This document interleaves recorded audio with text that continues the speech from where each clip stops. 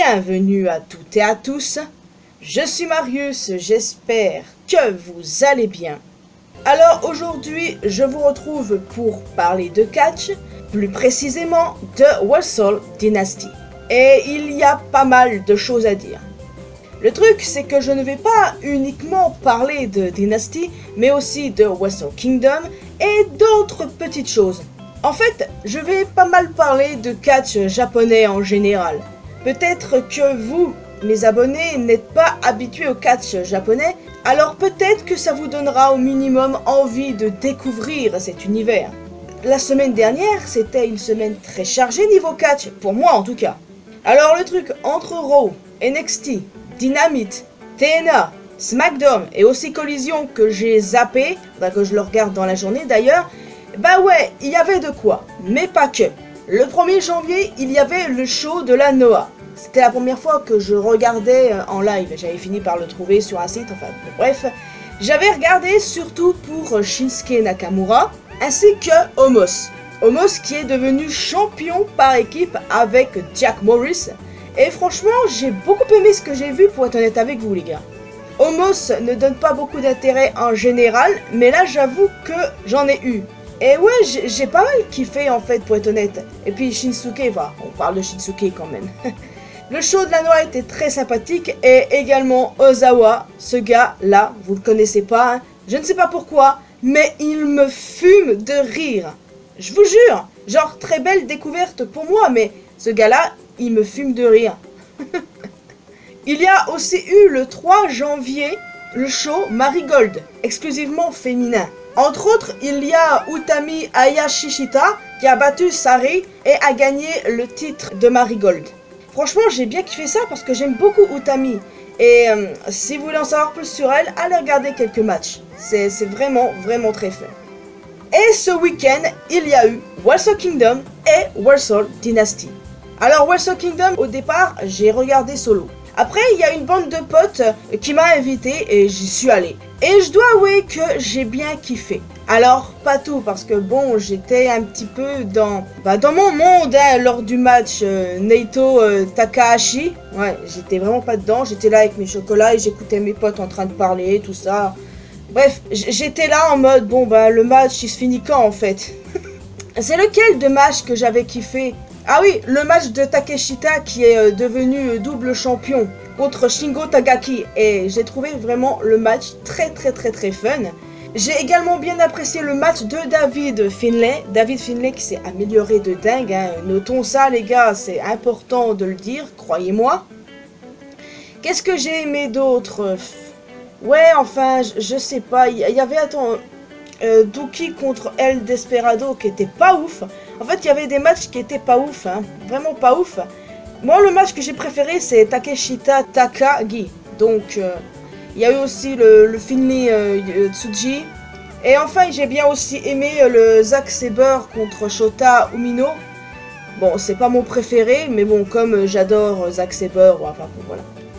J'ai aussi beaucoup aimé El Phantasmo qui gagne le titre World Television. Les gars, El Phantasmo, j'ai vraiment beaucoup de respect pour ce gars-là. Le gars, il avait le cancer. Je parle au passé parce que maintenant, il est guéri et il est devenu champion.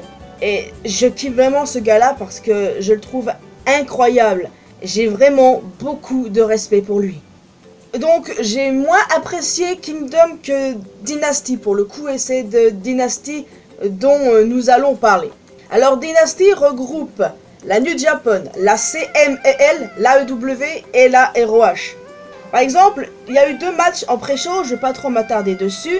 Momo Watanabe qui a battu Athena, Persephone et Willow Nightingale. C'était pour l'International Women's Cup.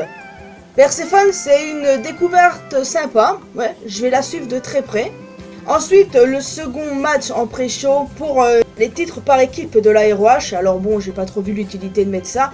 Mais bon, vu que Dustin Rhodes et Sammy Guevara les défendaient contre la House of Torture, donc bon, voilà. Le match était sympa, mais sans plus. Ouais, enfin, c'est peut-être parce que je n'aime pas Guevara. En tout cas, pour ce qui est de la carte principale, je pense qu'il n'y a aucun match à jeter. Peut-être qu'il y en avait des moins bons que d'autres, j'avoue En fait, les seuls matchs que je peux noter entre 7 et 9, voire plus, il y a déjà le match Monet-Shirakawa qui était juste excellent. J'ai adoré ce match. Oui, j'ai vraiment adoré. Le truc, c'est que beaucoup râlent parce que Mercedes a 4 ceintures maintenant. Ouais, je comprends pourquoi ça gueule. Mais les gars, moi, ça m'a plutôt donné des vibes de Kenny Omega à l'époque. Le nombre de ceintures que le gars avait, rendez-vous compte. Enfin bon, c'est devenu commun de critiquer Mercedes, je crois. Alors oui, Mercedes, c'est la horsewoman que je préfère le moins. Il y a Becky, Bayley, Charlotte et Mercedes. Mais voilà, j'ai rien contre elle en somme. Et la voir avec 4 titres, bah ça ne me surprend pas vraiment. Parce que bon, Kenny Omega à l'époque, je m'en tape en vrai. J'avoue, je déteste les doubles champions, les gens qui ont plusieurs titres. Mais bon, je ne suis pas étonné non plus. Voilà, c'est ça qu'il faut dire. Le truc, c'est que, est-ce que Mercedes est critiquée parce que c'est une femme qui a réussi? Peut-être pas la meilleure, mais il y a beaucoup de ça. Hein. Alors, oui, ce match-là, je l'ai adoré. L'un de mes matchs préférés. J'ai beaucoup aimé aussi le Finlay King. Je l'ai trouvé très bon. Comme je l'ai dit, David Finlay s'est beaucoup amélioré. Et franchement, c'est un plaisir à voir. D'ailleurs, lui, son contrat se termine bientôt. Alors, je ne sais pas s'il va rester ou s'il va partir ailleurs. Parce que je rappelle que son frère, Uriah Connors, est à la WWE. Alors, est-ce qu'il va y aller pour le rejoindre? Son père travaille là-bas aussi, donc je ne sais pas. Affaire à suivre. En tout cas, voilà, j'ai bien aimé le match. Et ouais, j'aime beaucoup voir Finlay victorieux. Ouais, franchement, j'avais pas d'intérêt pour ce gars-là avant. Mais voilà, j'en ai de plus en plus maintenant. Le Umino Castagnoli était sympa aussi. Umino que j'aime beaucoup aussi, j'avoue. Le Takeshita Ishii, ah mais je l'ai trouvé vraiment très bon ce match les gars, vraiment, je l'ai adoré. Alors évidemment quand je vois Don Callis sur mon écran, j'aime pas ça, mais bon voilà, j'adore Takeshita et j'ai trouvé le match vraiment bon. Hein. J'ai aussi beaucoup aimé le match pour les titres par équipe. Alors bon, avec Naito dans le lot, il y avait de quoi avoir peur, mais voilà, les Young Bucks ont carré le tout parce que ce sont les Young Bucks, hein. Je le dis, hein, Naito est complètement rincé. Déjà, rien que son match contre Takahashi à Kingdom, bah voilà. Enfin bref, voilà, le match était bien parce qu'il y avait les Young Bucks, simplement. Le Tsuji Perry, il était plutôt sympathique, mais sans plus, quoi, vous voyez? Et il y a 2 matchs sur lesquels je veux m'attarder. Le premier, qui est le dernier match du show, le Zack Sabre contre Ricochet. Oui, déjà c'était le dernier match et pourtant c'est pas celui-ci que j'aurais mis en dernier pour le coup. Enfin bref, j'ai perdu de plus en plus d'estime pour Ricochet pour des tas de raisons. J'en avais parlé lors de ma dernière review d'ailleurs, mais malgré tout les amis, malgré tout, j'ai vraiment apprécié le match. Et puis bon, on parle de Zack Sabre après tout. Je kiffe ce gars, c'est un secret pour personne. Hein. Franchement, j'ai bien kiffé. Hein. Et au moins Sabre a gagné. Dans aucun monde Ricochet gagnait. Dans aucun monde. C'est comme Perry, s'il avait gagné le Global Heavyweight, ça aurait râlé. Et il y a beaucoup de gens qui gueulent sur les réseaux sociaux parce que des gars de la AEW gagnent des titres japonais. Oui, bon, bah écoutez, au bout d'un moment, est-ce que ça vous surprend? Pas moi, non. Moi, je suis à un stade où je suis plus surprise de quoi que ce soit. Mais bon, voilà, pour en revenir à ce match, il était vraiment bon, vraiment très bon. Et c'est pas celui-ci que j'aurais mis en dernier pour conclure le spectacle. Parce qu'il fallait absolument conclure le spectacle avec le Kenny Omega, Cable Kid. Mon gars, c'était un pur banger, un délice. J'ai adoré ça. Clairement, le match of the year. On n'est qu'au début de l'année, mais on a déjà le match of the year. L'année ne fait que commencer, n'est-ce pas? Mais clairement, pour l'instant, c'est celui-ci le match of the year, les gars. Mais Kenny Omega... Genre, le mec, il a catché comme s'il n'avait jamais été malade, comme s'il n'avait jamais été blessé, quoi que ce soit. J'ai adoré ça. Kenny Omega, pour moi, c'est le meilleur catcheur du monde, là, clairement. Il nous a sorti un 5 étoiles, parce que oui, Cable Kid n'est pas négligé dans cette histoire.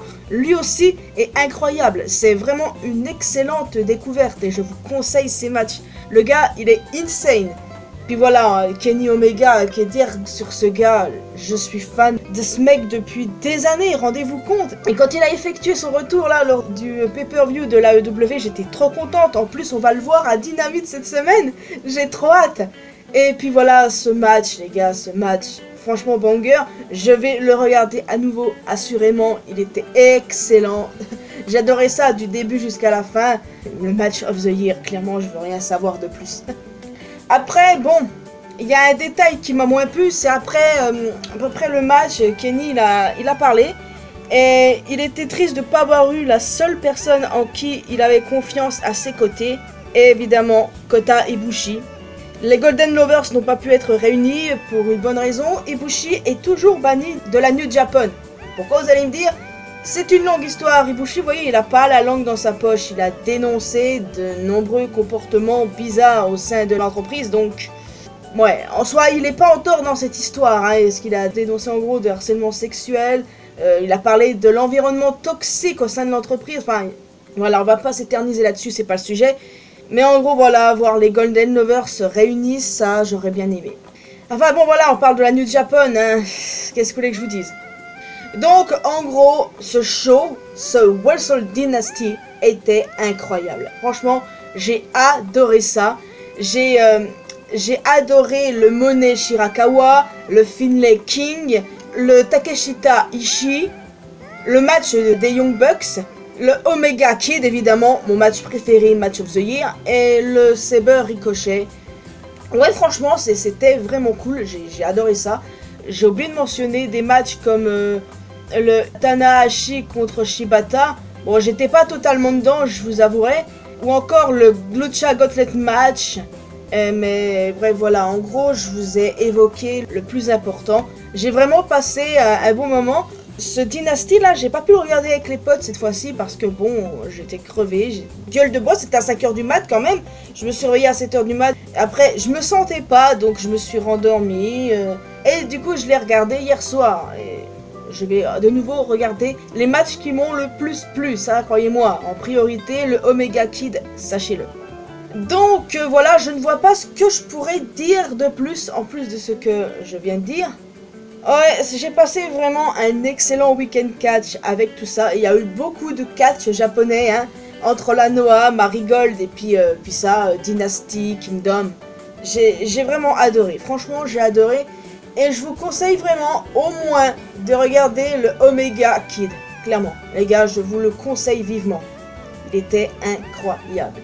Et le catch japonais, franchement, c'est grave kiffant. J'adore le Japon, donc logique que j'aime le catch japonais. Donc voilà les amis, je vais vous laisser ici. J'espère que vous avez apprécié cette vidéo. Alors, n'hésitez pas à me laisser un commentaire. Hein, si vous avez regardé tous ces shows, n'hésitez pas à me dire ce que vous en avez pensé. Sinon, si ça vous donne envie de découvrir davantage le catch japonais, tout ça, et ben, je vous le conseille vivement.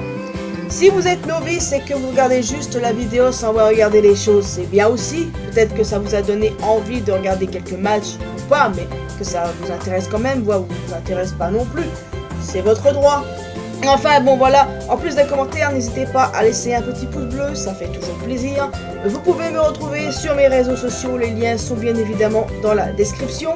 Et le plus important, abonnez-vous à cette chaîne ainsi qu'à ma chaîne principale pour qu'on puisse se retrouver dans une prochaine vidéo. Et n'oubliez pas d'activer la cloche de notification bien sûr. Bye bye.